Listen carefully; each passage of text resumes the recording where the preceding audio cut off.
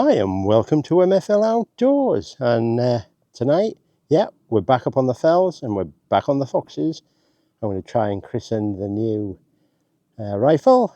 That's the Tikka T3X Ace target. That's a mouthful.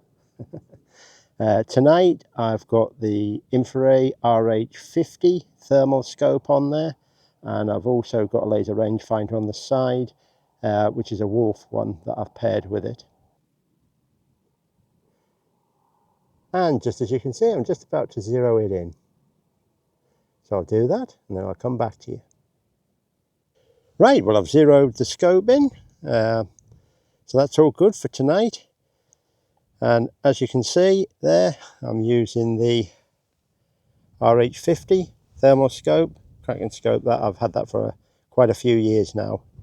And I'm also using the Wolf laser rangefinder.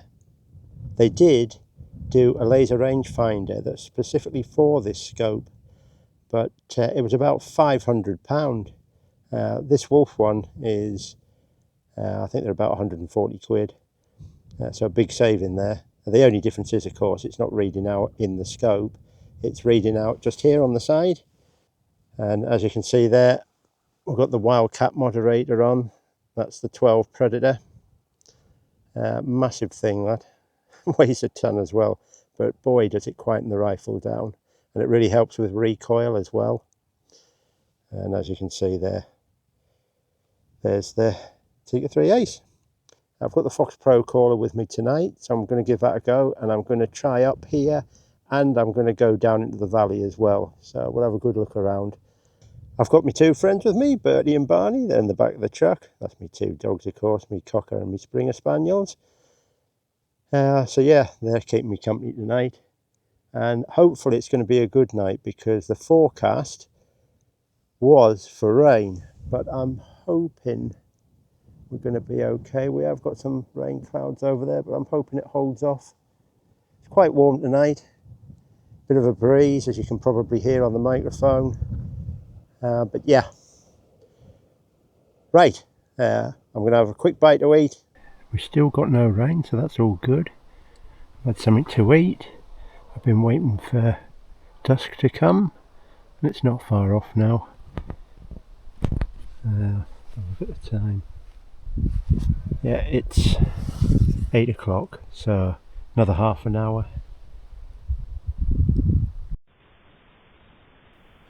Right, well, it's still not dark yet, but I thought I'd have a quick scan round. You never know if the thermal will pick something up, if there's something hiding in the rushes. It happens now and then. Everything still looks clear at the moment though.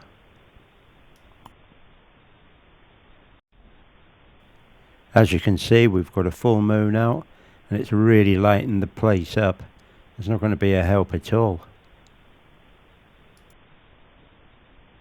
Still nothing about, but yeah, early days, and it's just starting to get dark now. This little bird has been hopping up and down the wall watching me for a while. Oh, there it is. It's away off to roost. I'm standing on the back of the truck, and I turned round behind me just to have a look down where the gate was. You can see something there just on the wall. Yeah, I was wondering what it was at first. I didn't know if it was a rat or what, but yeah, then I realised it's a stoat. You see it running across the road there now. It's hunting the wall line. I stayed and watched to see if it would come onto our land. Don't want them around on here, not with the ground nesters, but it didn't. It carried on along the wall. You can just see it there through the trees. I carried on looking up the bankside, and there's the resident tawny owl come in, just hunting along in the rushes. It looks like it's found something. Yeah, it's dropped down. Let's see if it picks anything up.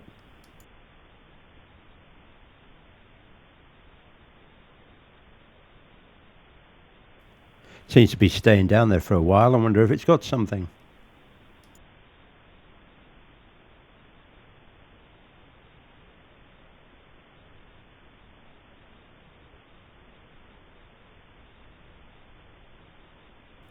Yeah, it looks like it's got something in its talons. Looks like a mouse or a vole that it's picked up. And there's a bat just flown out the wood. It's going some. One solitary bat. There's normally quite a few around here. One of the stragglers, I think.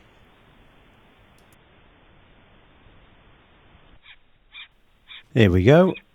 I've been playing the partridge in distress call on the Foxpro Caller for about the last 15 minutes. And this one has taken the bait. It's come straight over the top. It's making its way down the track. Still at a distance, mind. But the Infiray Rico is picking it up okay. The rushes are really thick there as well. But I'll keep the caller going and we'll see what happens.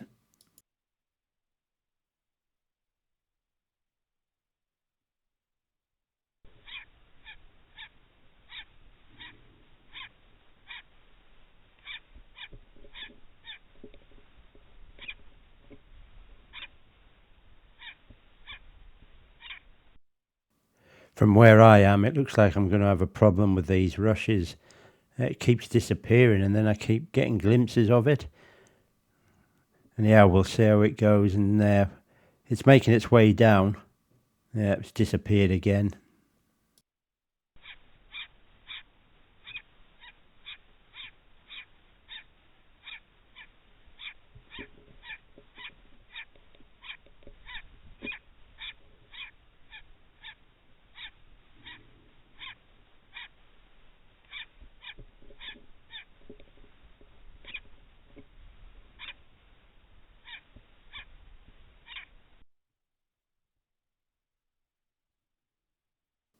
Right, well, I've got no idea where it is at all there now.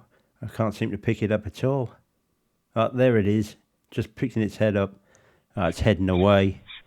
I'm guessing with this moon, it's really bright. It's coming quite close and it's seen me. It's making its way away from me now, even though I still keep putting the caller on.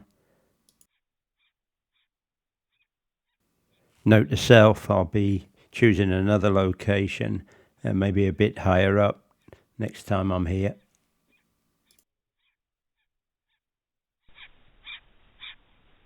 There it is, it's looking directly at me. I'm more or less 100% sure now that it's seen me. It's seen the truck. They're not stupid up here. They associate any sort of vehicle like that with danger. Yeah, it's right up on the bank side now. There's a hare just run away from it. I'm going to have to try and take a shot. Well, that didn't go to plan.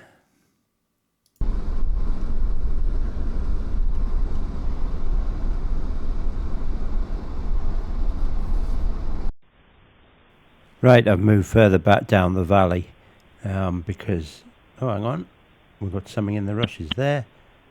I'm not sure what that is. That could be a roe deer lying up, or it could be a fox. Anyhow, as I was saying, I can't understand why I missed on that one because that looked like it was spot on, and then I realised. We've got a couple of hares in the distance there, but they're over 1,000 metres away. But this thermal does a really good job of picking them up. And you soon get used to them, you know, the movement of the animals when you've been using thermal for a while. I couldn't work out why I'd missed that fox further up. And then I sat and thought for a while and then it clicked. I zeroed the rifle at 32 metres like I did with the Hick micro scope. Unfortunately, the Infiray, the scope mount is higher up. So I should have actually zeroed it at 41 metres, not 32. When I've checked, so at distance I'm well out on what I should be. Yes, and that on the bank side was a fox. Way there it goes, taking a nosedive. Obviously seen a rodent going around in the rushes. But yeah, I'm not going to take a shot out at that range though, not when I know the scope's off. I'm going to limit myself to 100 metres, no more. It was lying up there for quite some time having a kip.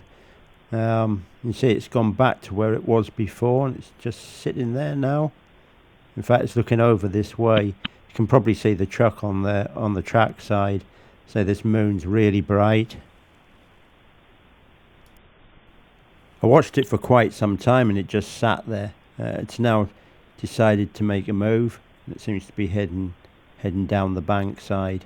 Still way too far off to take a shot with the way the sights are at the moment. I'll have to rectify that for next time when I come up. But I'll keep an eye on these, see where they're going and what they're doing.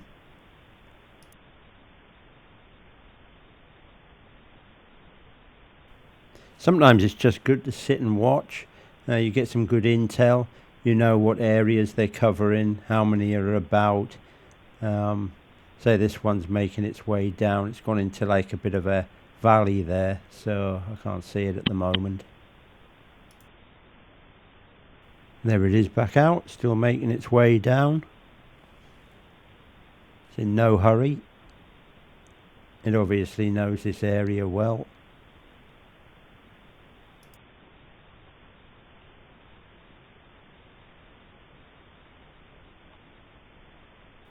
Right, well I watched that one for a while and it basically made its way all the way down onto the valley floor, and we've got a little bit of a plantation there. It went onto the corner of the plantation, then turned back up and then just vanished. And now we've got another one coming down. You can see in the top there. I'm wondering if that was the one that I took the shot at. Because it's made its way down from the roadside. And above that roadside was where I was previously.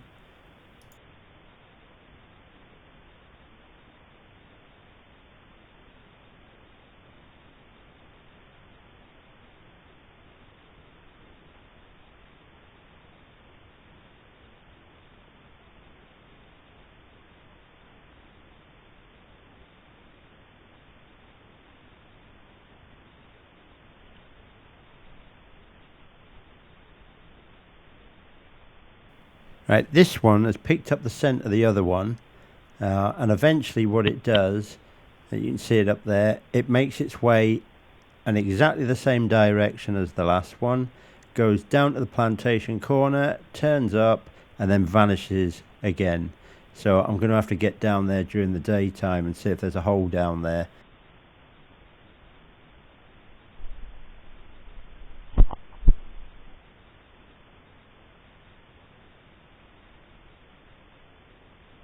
The tawny owl's back on the scene. Nice bit of footage there. Came straight past the truck, making its way over to the tree. Sometimes perches on there.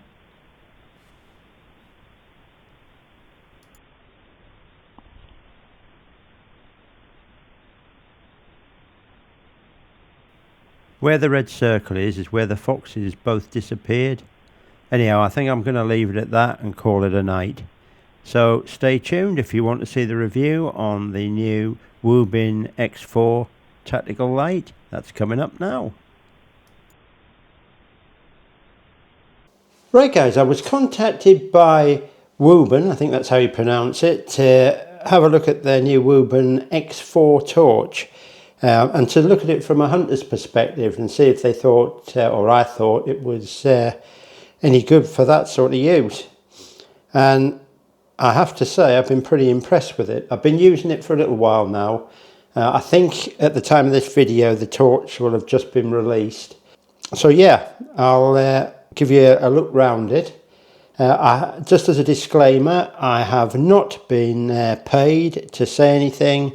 I'm not doing any script, anything like that from them. They just said, if we send it to you, could you do a review on it? My first thing to them was, if I felt that I would use it out in the field, then I'll do the review. I said, if not, I won't. It was simple as that. But I must admit, I've been very happy with it. So hence the review, or the first look at, whichever way you want to look at it. But I will be using this in most of my up and coming videos, unless of course I run across a problem. So you'll get to see that out in the field anyhow. Just to let you see, I'm not going to do an unboxing of it, but you do get a quite a good owner's manual, and that's got everything in there. and there's quite a lot on this torch, so it's well worth a good read on that.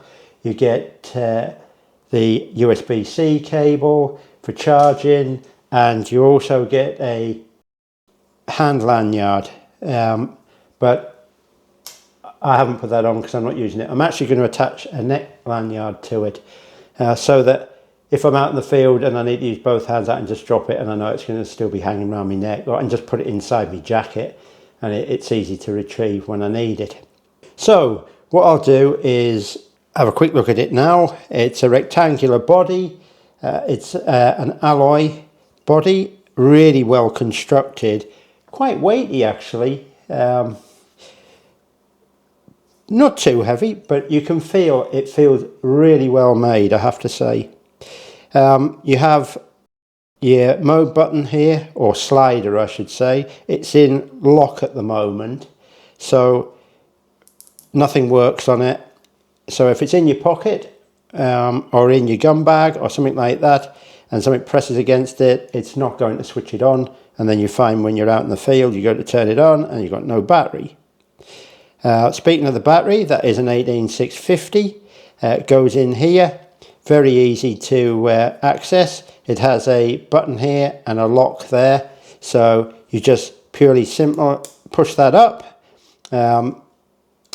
like so. Allows you to take the battery out. Very easy. So it's 18650, so everybody carries them. Just push, click, and then lock that down, and that's not going anywhere. It's also got a magnetic base on it.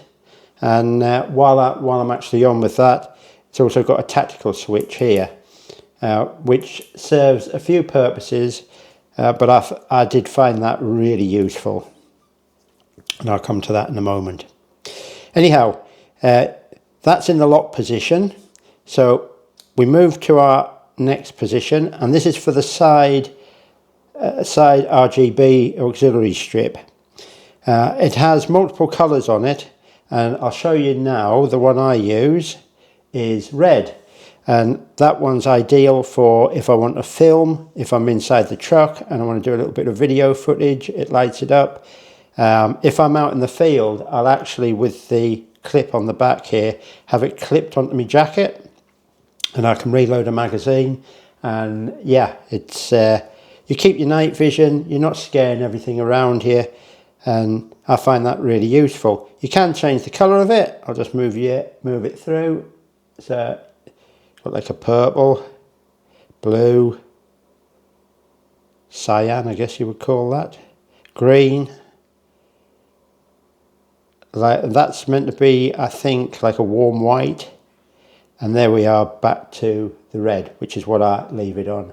You can also set that for a beacon, so it flashes on and off, which could be quite handy if you need to draw attention.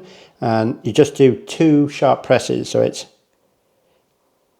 and there you are. You see you've got the beacon effect there, and that's really bright at night. You can alternate the colours, so you can have different colours from the blue and red. There are other ones as well. You go on, now we're on to the full beam setting. So with that one, you have your main switch, so you press that on, and that there gives you, I've actually got that set on moonlight at the moment, and then the rotary dial there, I'll just point it down, you can see that's getting brighter and brighter, and that will actually go up to maximum. So yep, and then you turn that off like so. You do have other effects on there. I mean, the tactical switch there, that just goes straight into 1500 lumens, and when you take your finger off, it goes off. You can also double click it and get a strobe. I'm not going to put that on, just in case anyone does have any adverse reaction to strobe lights, so you just have to take my word for it on that one. It's ideal if you want to disorientate someone, you know, if you're in a dangerous situation and you need a couple of seconds to get away. That strobe very effective. Right, so then we move on, and then we go into the moonlight mode. Now this switch then changes so that it just acts as a toggle switch. So you've got it in moonlight and off. So it's not going off when you take your finger off, which is great. And again, you could have that clipped onto something, and you can use that for reloading or you know, whatever it is you need to look at without scaring everything off that's nearby. On the back of here, it's a magnetic base. I found that particularly useful if I was doing rabbits on the tailgate of the truck, because on the top part I could just clip that, click that on and switch it on, and then I've got light over the tailgate. So yeah, so I could see everything I was doing. So for me, this is serving as a main torch.